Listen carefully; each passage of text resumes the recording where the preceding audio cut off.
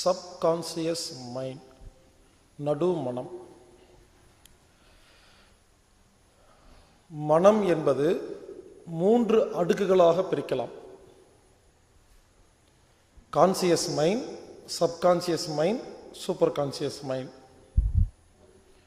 நான் இதை இங்கிலீஷில் தான் சொல்லுவேன். ஏன்னா தமிழில் சொல்லும்போது சில பேர் புரிஞ்சுக்கிறது மாறி இருக்குது. அடிமனம், ஆழ்மனம், மேல் மனம் இப்படி சொல்லும் பொழுது கொஞ்சம் குழப்பமாக இருக்குது. அதனால் இப்படி ஞாபகம் வச்சுக்கோங்க: conscious mind, subconscious mind, super conscious mind. உடனே சில பேர் யோசிக்கிறீங்க, இந்த படிக்காதவங்க, என்ன தம்பி இங்கிலீஷில் பேசுகிற, எங்களுக்கு ஒன்றுமே புரியலையா? என்ன புரியல? நோக்கியோன்னா தெரியுது இல்லையா? மெசேஜ் அனுப்பிச்சிட்டியா கேட்குறமா இல்லையா? ஒன்றை திரும்ப திரும்ப சொன்னால் எல்லாம் ஞாபகத்துக்கு வரும். சில பேர்த்துக்கு தமிழ்லாம் சொன்னால் புரியவே மாட்டேங்குது.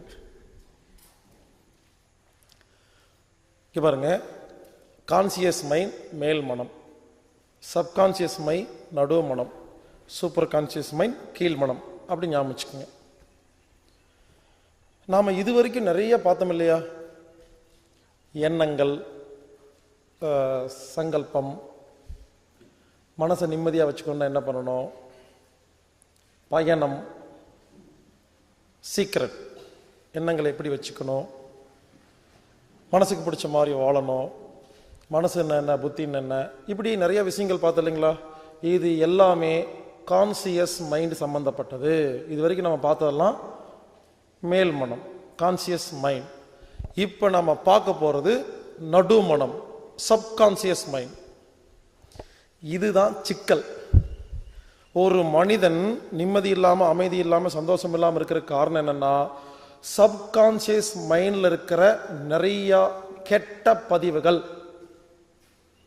அது என்ன கெட்ட பதிவுகள்? கோபம், பயம், டென்ஷன். கான்சியஸ் மைண்டுக்கு சப்கான்சியஸ் மைண்டுக்கு என்ன வித்தியாசம்னா, எல்லாரும் யோசிங்க, நேற்று மத்தியானம் என்ன சாப்பிட்டீங்க? இல்லை யோசிங்க, ஞாபகம் வந்துருச்சா? இந்த வருஷம் ஜனவரி மாதம் 13ஆம் தேதி மத்தியானம் என்ன சாப்பிட்டீங்க? யோசிங்க. சத்தியமாக யாருக்குமே தெரியாது. ஏன் தெரியுமா? சாப்பிட்டோம், கண்ணு முன்னால் சாப்பிட்டோம், மறந்துட்டோம். ஏன் தெரியுமா? இது மேல் மனதில் பதிவானது, டெம்பரவரி. சரிங்களா? மறந்து போச்சு. ஒருத்தரை காமிக்கிறேன், அவர் யாருன்னு. என்ன பண்ணுவீங்க? அவனா 1998 வருஷம் பிப்ரவரி மாதம் 3ஆம் தேதி சாயந்தரம் 4 மணிக்கு என்னை செருப்பாலே அடித்தான். மறக்க முடியுமா? நான் கேட்குறேன், இது மட்டும் இயரு, மந்த்து, டைமு, இடம், லொக்கேஷன் எல்லாம் ஞாபகம் இருக்கா இல்லையா?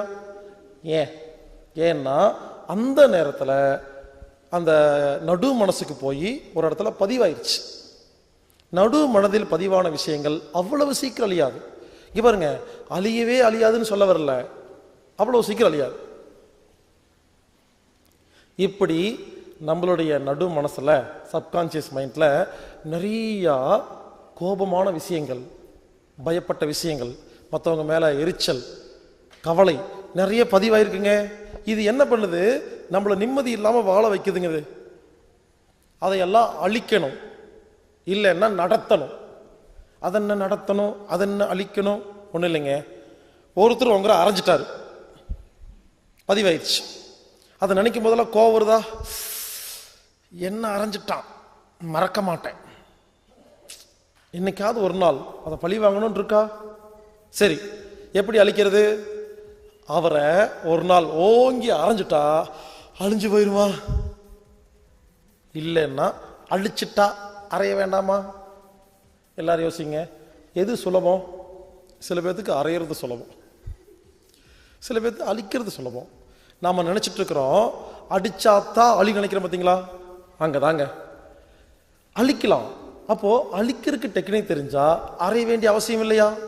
டைம் மிச்சம். எதுக்கு? அறையிறக்குல்ல, அறையிறக்கு 5 வருஷம் ஆகும். அந்த 5 வருஷமாக அதை தாங்கிட்டு இருக்க பார்த்தியா?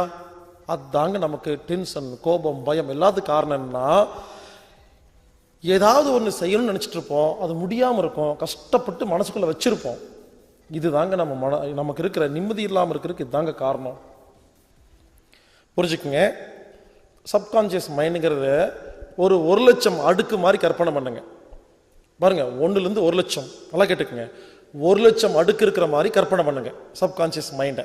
ஓகே, இந்த கெட்ட பதிவுகள் என்ன ஆகுதுன்னா, இந்த 1,00,000 லேயரில் நம்ம எந்த அளவுக்கு ஆக்ரோஷமாக இருக்கிறோமோ, எந்த அளவுக்கு கோவப்படுறோமோ, அவ்வளவு கீழே போய் பதிவாயிருங்க.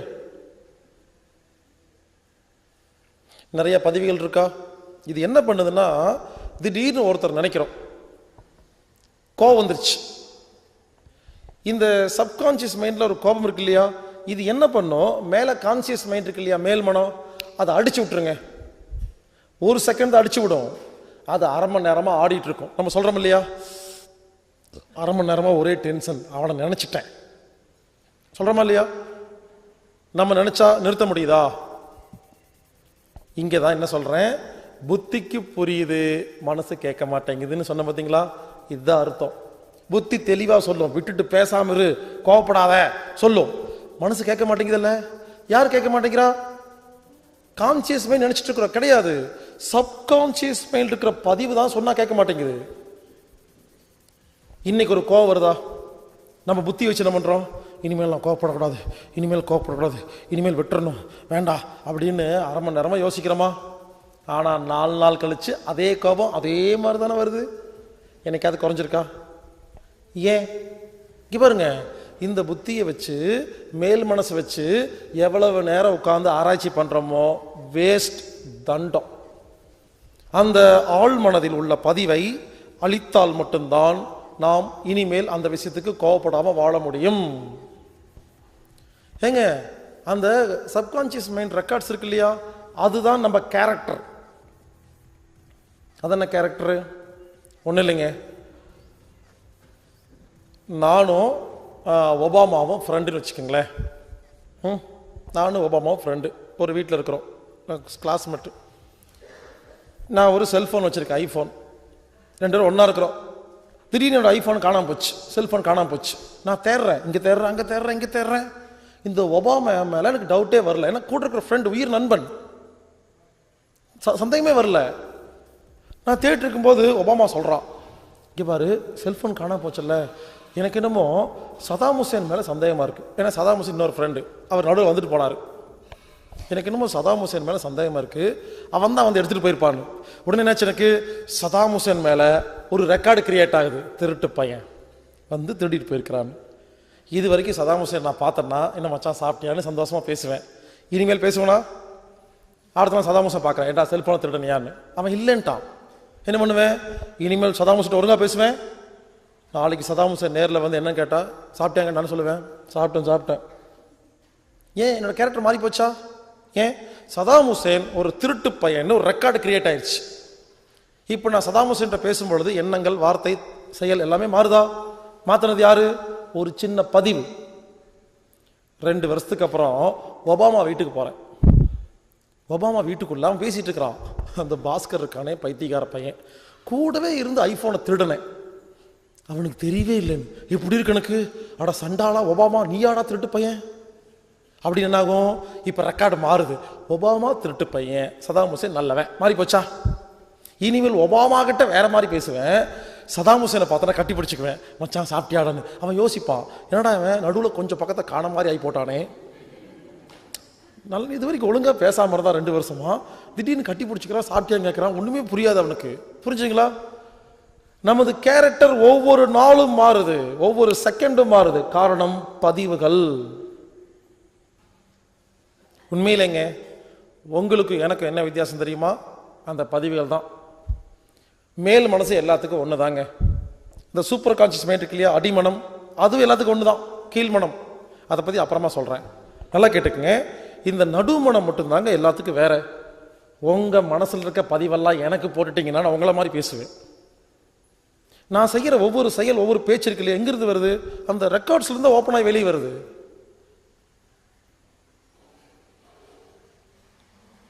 புரிஞ்சுக்கங்க, நமது வாழ்க்கை நிம்மதி இல்லாமல் இருக்கிறதுக்கு அடிப்படை காரணம் நடுமனதில் உள்ள கெட்ட பதிவுகள்.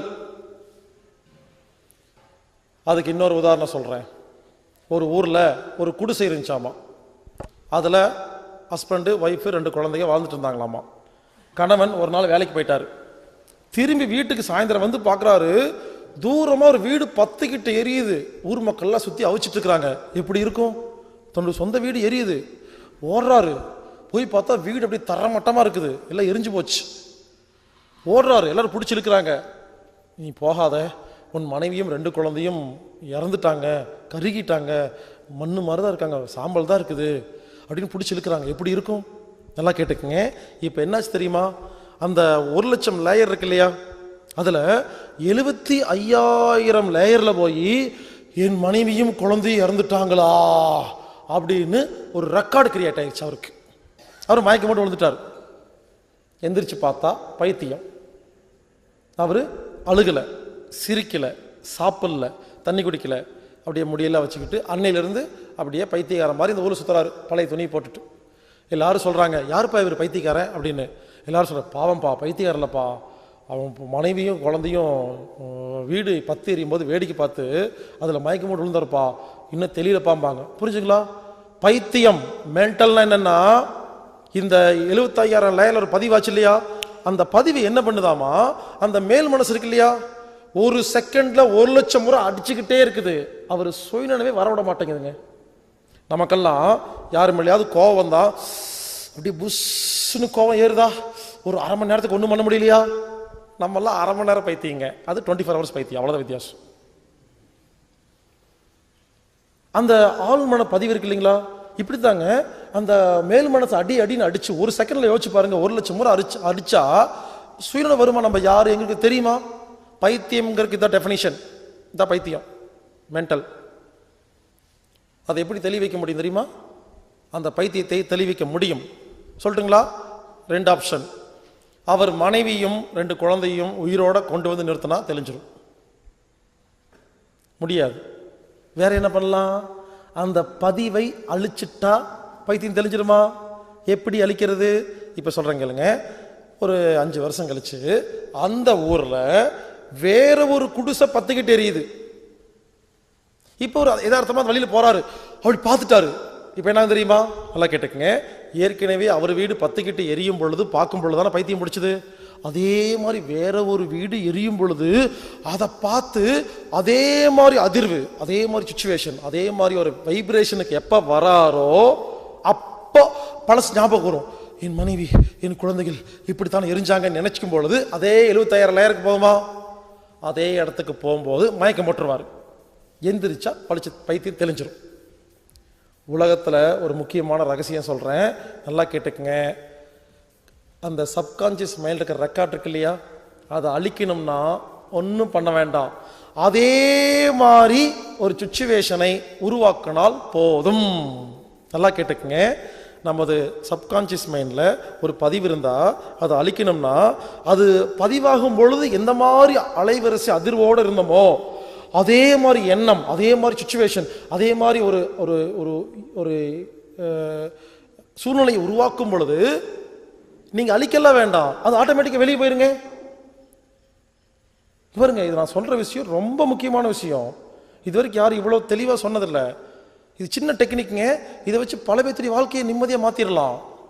என்ன சொல்ல வரேன்னா, உங்களுக்கு ஒரு கெட்ட பதிவு ஏற்பட்டுச்சுன்னா அதே மாதிரி இடத்துக்கு போங்க, அது வெளியே ஓடி போயிடும். அழிக்கவே வேண்டாம், நடத்தவே வேண்டாம், அவ்வளவுதாங்க. அது ஓடி போயிருங்க வெளியே. அந்த இடத்துக்கு நீங்கள் போனதே கிடையாது. புரியலையா? புரியுற மாதிரி சொல்கிறேன். சந்திரமுகி படம் பார்த்தீங்க இல்லையா, ரஜினி படம், அது கதை இதுதான்.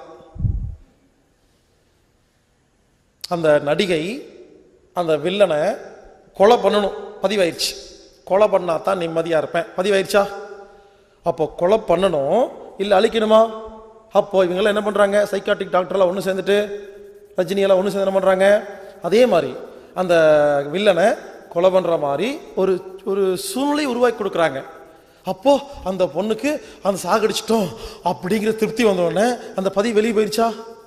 அவன் நார்மல் ஆயிட்டாளா? இந்த சந்திரமுகிங்கிற படம் மணிச்சித்திரத்தாள் அப்படிங்கிற ஒரு மலையாள படத்துடைய ரீமேக். அது 15 வருஷம் ஆச்சு. மோகன்லால், சோபனா நடிச்சது. புரிஞ்சுக்குங்க, இவ்வளோதாங்க. இவருக்கு இந்த மாதிரி உதாரணம் புரிஞ்சா போதும். நான் என்ன சொல்ல வரேன்னா, உங்கள் வாழ்க்கையில் உங்கள் மனசுக்குள்ள நிறையா டென்ஷன், கோபம், பயம் இருந்தால் அதை அழிச்சிருங்க, நிம்மதியாக வாழ்வீர்கள். இல்லைன்னா வாழவே முடியாது. இப்படி நிறைய ரெக்கார்ட்ஸ் இருக்குங்க நமக்குள்ள. மனைவிக்கு கணவன் செய்கிற நிறைய விஷயங்கள் ரெக்கார்ட்ஸ். அது நினைக்கும் பொழுது அவரை பிடிக்கல. கணவனுக்கு மனைவி செஞ்ச நிறைய விஷயங்கள், அவள் என்னதான் இருந்தாலும் இப்படி பண்ணிடக்கூடாது, நான் ஒத்துக்க மாட்டேன். என்ன ஒத்துக்க மாட்டேங்க? அப்போ இருக்குது, ரெக்கார்ட் இருக்குது. நினைக்கும் போது புஷ்ன்னு வருது, கோவம் வருது. இப்படி ஏகப்பட்ட ரெக்கார்ட் இருக்கா? ஒன்றும் இல்லைங்க. ஒருத்தர் என்ன பண்ணுவார், எல்லாத்தையும் கடன் கொடுப்பாராமா. நல்ல வசதியானவர், அவங்க சொந்தக்காரர் தெரிஞ்சவனுக்கெல்லாம் ஏதாவது கேட்டாங்கன்னா 5000, 10,000, 1 லட்சம்லாம் கடன் கொடுப்பாரு. திருப்பி வாங்கிக்குவாருங்க வட்டி இல்லாமல். நல்லவர். இப்படி கொடுத்துட்டு இருக்காரு. அவர் நல்லவராக இருக்கிறாரா? ஒரு நாள் ஒருத்தன் வந்து அழுகிறான், ப்ளீஸ் ப்ளீஸ் 1 லட்ச ரூபா கொடுங்க, ரொம்ப அர்ஜென்ட்டுன்னு. 10 நாள் தரேன்னு கொடுத்துட்டாரு. 10 நாளுக்கு அப்புறம் கொடுக்கவே இல்லை. 10 மாதம் ஆச்சு, திருப்பி கொடுக்கவே இல்லை. போனால் தரமாட்டேங்கிறான். ஒரு நாள் போய், ஏப்பா நீ கொடுப்பா பணத்தை, நீ வாங்கிட்டு போனே இல்லை அப்படின்னு சொல்லும் போது, பட்டு தர முடியாது, என்ன பண்ணுவேன் அப்படின்னா இப்படி இருக்கும். அடித்து துரத்தி விட்டுறாங்க. இவர் வந்து வீட்டில் உட்காந்து நடுங்குறாரு. கொடுத்த பணத்தை திருப்பி வாங்க போனால் அடிப்பாங்களா? இது வரைக்கும் அந்த மாதிரி நடந்ததே இல்லை. இப்போ ரெக்கார்ட் ஆயிடுச்சா? கொடுத்த பணத்தை திருப்பி வாங்கி போய் ஒருத்தனை அடிச்சுட்டு அவமானப்படுத்திட்டான்னு ஒரு ரெக்கார்டு கிரியேட் ஆன உடனே என்னாகும், ஆள் கேரக்டரே மாறிடும். அடுத்த நாள் அவங்க மச்சான் வருவார், மாமா ஒரு 5000 ரூபா கொடுங்க, நாளைக்கு கொடுக்குறேன்.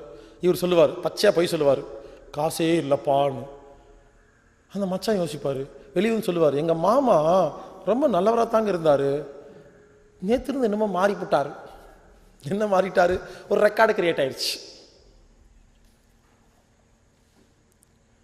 அந்த மாதிரி எல்லாத்துக்குங்க நிறைய ரெக்கார்ட்ஸ் கிரியேட் ஆகிட்டே இருக்கும் டெய்லி. உங்களுக்கும் சரி எனக்கும் சரி. ஒரு பையனை ஒரு பொண்ணு ஏமாத்திரும், ரெக்கார்டு, இனிமேல் பொம்பளையிலே நம்பக்கூடாது. ஒரு பொண்ணை ஒரு பையன் ஏமாத்திடுவான், அந்த பொண்ணு ஆம்பளைகளே அப்படித்தான். இப்படி ரெக்கார்டு கிரியேட் பண்ணுறோமா இல்லையா? இப்படி நிறைய ரெக்கார்ட்ஸ் இருக்குங்க. அந்த ரெக்கார்டு தான் நமது வாழ்க்கையில் கேரக்டர். இந்த மாதிரி நிறைய ரெக்கார்டுங்க. எனக்கு ரீசெண்டாக ஒரு ரெக்கார்டு, கடந்த 8 வருஷமாக நானும் வாங்குன்னு ஆரம்பத்தில் எங்கள் உண்மையில் ஓப்பனாக சொல்கிறேங்க, இதெல்லாம் நிறைய கண்டுபிடிச்சோன்னே பொதுமக்கள்கிட்ட கொடுத்தா பொதுமக்கள் அப்படியே தூக்கிட்டு போய் 5 வருஷம் 10 வருஷத்தில் உலக அளவில் சேர்த்திடுவாங்கன்னு நினச்சி நம்பி எல்லாம் பேசிட்டு தான் இருந்தேன். அப்புறம் தான் பிடிச்சது, எல்லாம் வராங்க எல்லாம் போகிறாங்க. ரெக்கார்டு கொஞ்சம் கொஞ்சமாக மாறிட்டுருக்கு. இனிமேல் பொதுமக்களை நம்பி எல்லாம் பிரயோஜனம் இல்லை போல்ருக்குன்னு ரெக்கார்டு கொஞ்சம் மாறுது. ஸோ புரிஞ்சுக்குங்க, ரெக்கார்ட்ஸ் எல்லாமே ரெக்கார்ட்ஸ். ரொம்ப சிம்பிளாக சொல்கிறேங்க, இந்த ரெக்கார்ட்ஸ் இருக்கிற வரைக்கும் நிம்மதியாக வாழ முடியாதுங்க. நீங்கள் யோசிங்க, உங்களுக்கு என்ன ரெக்கார்ட்ஸ் இருக்குது? அம்மா மேலே, அப்பா மேலே, மனைவி, குழந்தை, பக்கத்து வீட்டுக்காரங்க, தெரிஞ்சவங்க, பார்ட்னர், ஃப்ரெண்ட்ஸ், ஏமாத்தினது, பொய் சொன்னது, அடித்தது, அவமானப்படுத்தினது, இதெல்லாம் இருக்கா இல்லையா? இதுதான் நாம் நிம்மதியாக இல்லாமல் வாழ்றதுக்கு அடிப்படை காரணம். இப்போ நான் என்ன சொல்ல போகிறேன், இதையெல்லாம் எப்படி அழிக்கிறதுன்னு நான் உங்களுக்கு ஒரு பயிற்சி கொடுக்க போகிறேன். நல்லா புரிஞ்சுக்குங்க. ஏற்கனவே சொன்னேன், மனசையும் புத்தியும் எப்படி சேர்த்துறதுன்னு ஒரு பயிற்சி கொடுக்க போகிறேன்னு சொன்னாங்களா? மனசையும் புத்தி ஒன்று சேர்த்திட்டா நாம் ஞானியாக வாழலாம் சொன்ன இல்லைங்களா? ஒன்று. இப்போ சொல்கிறேன், இந்த சப்கான்சியஸ் மைண்ட் இருக்கிற ரெக்கார்ட்ஸை எல்லாம் அழிக்கிறதுக்கு என்ன பண்ணணும்? சரிங்களா? இது 2. சரிங்களா? 2 ஞாபகம் வச்சுக்கோங்க. இப்போதைக்கு ஞாபகம் வச்சுக்கோங்க, அப்புறமா நான் பயிற்சி சொல்கிறேன். நல்லா மறுபடியும் ஞாபகம் வச்சுக்கோங்க. ஒரு மனிதன் நிம்மதியாக வாழணும்னா மனதையும் புத்தியும் ஒன்று சேர்த்தணும். ரெண்டாவது, நடுமனம் அப்படிங்கிற சப்கான்சியஸ் மைண்ட் இருக்கிற எல்லா பதிவுகளையும், பதிவுன்னா கெட்ட பதிவுகளை எல்லாம் அழிச்சிடணும். அழிச்சிட்டா நிம்மதியா இருக்குமா? அப்ப நம்ம கோபம், டென்ஷன் வராதா? அந்த ரெக்கார்ட்ஸ் என்ன ஆகுன்னா மெமரியா மாறிடும். என்ன அவர் அடிச்சாரு, அது மெமரி. அது மனசுக்குள்ள இருந்தா கோபம், புத்திக்குள்ள போச்சுன்னா மெமரி. புரிஞ்சுங்களா? அவரு என்ன செருப்பால் அடிச்சாருங்க, அது மெமரி. அவன் என்ன செருப்பால் அடிச்சான், இது பதிவு. ரெண்டுக்கு வித்தியாசம் இருக்கு. ஞானிகளுக்கு மெமரி மட்டும்தான் இருக்கும், ஃபீலிங்ஸ் இருக்காது, அந்த உணர்ச்சி இருக்காது. சாதாரண மனிதர்களுக்கு உணர்ச்சி இருக்கும். அந்த உணர்ச்சி தான் எல்லா விஷயத்திலையும் ஆபத்தை ஏற்படுத்துது. அதனால நல்லா கேட்டுக்குங்க. ஏற்கனவே கான்சியஸ் மைண்டை பற்றி பார்த்தோம், இப்போ சப்கான்சியஸ் மைண்டை பற்றி பார்த்தாச்சு. அநேகமாக ஓரளவுக்கு புரிஞ்சுக்கணும்னு நினைக்கிறேன். அடுத்தது நம்ம சூப்பர் கான்சியஸ் மைண்டை பற்றி பார்த்துட்டு அதுக்கப்புறம் இந்த மனதை முத்தி ஒன்று சேர்த்துறது எப்படி, சப்கான்சியஸ் இருக்க ரெக்கார்ட்ஸில் அழிக்கிறது எப்படிங்கிறத நான் கடைசியாக கிளைமேக்ஸில் சொல்கிறேங்க. இப்போதைக்கு சப்கான்சியஸ் மைண்ட் அப்படிங்கிற தலைப்பில் நாம் புரிஞ்சிருக்கிறோம், அவ்வளோதான். அடுத்த லெவல் போகலாங்க.